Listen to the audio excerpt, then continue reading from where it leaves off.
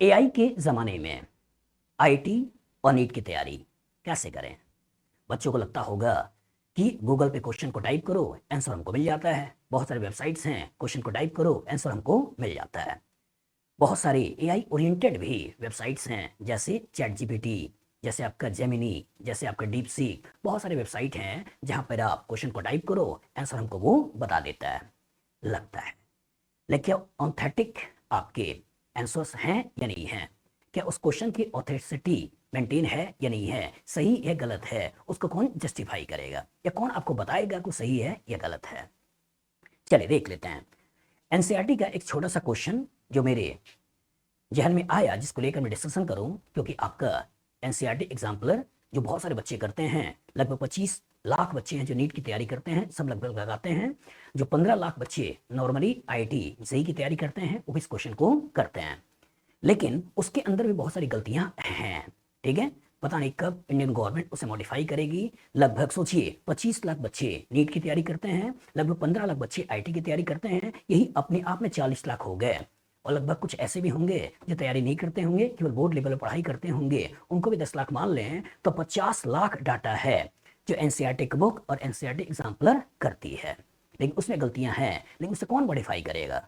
भगवान भरोसे चल रहा है। ठीक है, सोचिए, और अगर भगवान भरोसे चल रहा है तो जो स्कूल्स वगैरह के टीचर्स होंगे शायद उसी को सही मानते होंगे और उसी के हिसाब से पढ़ाते भी होंगे।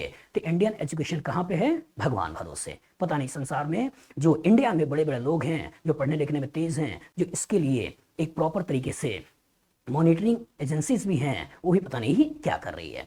चलिए, यहीं से हमने एक चैप्टर आपका है हेलो अल्केन हेलो एरीन्स। यहाँ पर जो पहला वाला एक्सरसाइज आपको दिखेगा, उसमें क्वेश्चन नंबर 15, उसी क्वेश्चन नंबर 15 को मैंने लिया है। अब क्वेश्चन नंबर 15 में आपसे कहा गया है कि आपका 3 फिनाइल प्रोपीन के ऊपर HCl का रिएक्शन है। एक सिंपल सा क्वेश्चन है, एक इलेक्ट्रोफिलिक एडिशन का क्वेश्चन है। 3 फिनाइल प्रोपीन, मतलब प्रोपीन बना लो, थर्ड पोजीशन पे पीएच लगा दो, उसके ऊपर HCl का रिएक्शन दे रहा है और HCl के कोरस्पॉन्डिंग प्रोडक्ट आपसे पूछा गया है। आंसर देखिए, अलग अलग लोगों ने अलग अलग आंसर दिया। जैसे अगर मैं डीप सीक से इस क्वेश्चन को पूछता हूं कि भाई ये क्या दे रहा है, और जब ये क्या दे रहा है तो पूरी कहानियां सुना रहा है कि कैसे इससे करना है, कैसे आपको मार्कोनी का फ्रूट लगाना है और मार्कोनी का फ्रूट लगा के प्रोडक्ट बनाना है। लेकिन सब कुछ कहने के बाद जो आंसर दिखाता है फाइनल में, वो आंसर क्या दिखाता है? वो आंसर दिखाता है major product will be 1 chloro 3 phenyl propane. क्या बोल रहा है? बोल रहा है 1 क्लोरो 3 फिनाइल प्रोपेन। समझदार लोग देख लीजिएगा क्या सही है या गलत है। दूसरा, मैंने चैट जीपीटी से पूछा कि भाई तू बता दे कि what will be the major product when 3 phenyl propene react with HCl। तो ये भी पूरी कहानियां समझाता है, क्या क्या हो रहा है, कैसे कैसे हो रहा है, सब कुछ कहानी समझाता है। और लास्ट में बोल रहा है कि the major product will be 1 phenyl propane. क्या बोल रहा है? 1 फिनाइल प्रोपेन। इसी तरह से अगर मैं इंटरनेट से पूछता हूं कि भाई तू बता दे, गूगल वगैरह पर सर्च कर दूं, तो बहुत सारे लोगों की कहानियां आपको यहाँ पे देखने को मिल जाती है और बहुत सारे आंसर्स, बहुत सारे लोगों के चैनल्स, बहुत सारे डाटास आपको देखने को मिल जाते हैं। अलग अलग कहानियां इनमें भी आपको देखने को मिलती है। इसी के बाद अगर मैं जेमिनी से पूछता हूं, भाई तू बता दे कि what will be the major product when 3 phenyl propene react with HCl, तो इसकी कहानी में देखिए जो किरदार आ रहा है 1 क्लोरो 1 फिनाइल प्रोपेन।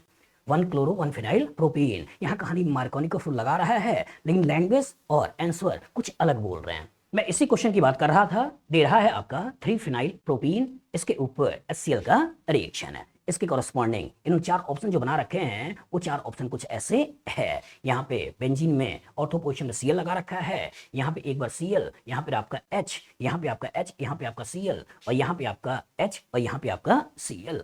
इन्हीं चारों में कोई ना कोई लेना है। तो एनसीईआरटी का एग्जाम्पलर जो हमको आंसर देता है, वो आपको आंसर देता है ये। बाकी सारे लोग जो समझाते हैं, रूल बताते हैं, मार्कोनी को लगाना है, सब कुछ करते हैं और कायदे से लिखना चाहिए था ये, लेकिन लिखते हैं वो आपका 1 क्लोरो 3 फिनाइल प्रोपेन। लेकिन जेमिनी कहता है 1 क्लोरो 1 फिनाइल प्रोपेन। तो कुछ की कहानियां इधर भाग रही हैं, कुछ की कहानियां इधर भाग रही हैं, कुछ की कहानियां समझा इधर रही हैं, लेकिन बता लिख ये रही हैं। सोचिए, मतलब सोचिए कितना सारा कंट्रोवर्सी है, कितना सारा कंट्रोवर्सी है। तो बच्चा देखेगा तो क्या सोचेगा? ये तो सोचेगा कि ऑर्गेनिक केमिस्ट्री डिफिकल्ट होती है। लेकिन क्या ऐसा है? नहीं। ऑर्गेनिक बहुत आसान है बेटा। अगर कॉन्सेप्चुअली चीज़ों को समझते हो तो प्रॉपर तरीके से चीज़ों को लगा लोगे, लेकिन कॉन्सेप्ट अगर आपका प्रॉपर तरीके से नहीं आता है, कॉन्सेप्ट में कोई वीकनेस है, मतलब आप डरते हो। और इसी के लिए जरूरत पड़ती है अच्छे इंसान की। अदरवाइज पढ़ लो चाहे कहीं से, सिलेक्शन ना होगा कहीं से। यूथ का कॉन्सेप्ट चमकेगा क्योंकि पढ़ाने वाला है ये साला। चलिए, तो इसका मतलब ये है कि अगर आप सही तरीके से पढ़ना चाहते हो, अच्छी तरीके से जानना चाहते हो, प्रॉपर अंडरस्टैंडिंग बनाना चाहते हो, तो आपको एक टीचर का ग्रुप बहुत इंपॉर्टेंट है। अच्छे टीचर से पढ़िए, थोड़ा पैसा खर्च करिए, और जब पैसा खर्च करोगे, अच्छे टीचर से पढ़ोगे, तो वो जानता है कि इसका क्या आंसर है, वो आपको सही तरीके से बताएगा, और जो सही तरीके से बताएगा तो सही आंसर पे आप गेन करोगे। यूट्यूब की दुनिया में आज की जनरेशन कोई भी पढ़ाने चली जाती है, मतलब इंटर पास नहीं हुआ और आपका आईटी की तैयारी भी करवाता है। ठीक है, 7th क्लास 8th क्लास के बच्चे भी वीडियो बना बना के आईटी की तैयारी करवा रहे हैं, लेकिन क्या सही में आईटी एडवांस के लेवल का क्वेश्चन की तैयारी के लिए वैसा बच्चा सही है? सोचिए, क्वेश्चन आपसे पूछ रहा हूं कि आईटी एडवांस की तैयारी कराने के लिए क्या एक बच्चा जो 7th क्लास में है वो आपको वीडियो दे रहा है, क्या वो सही है?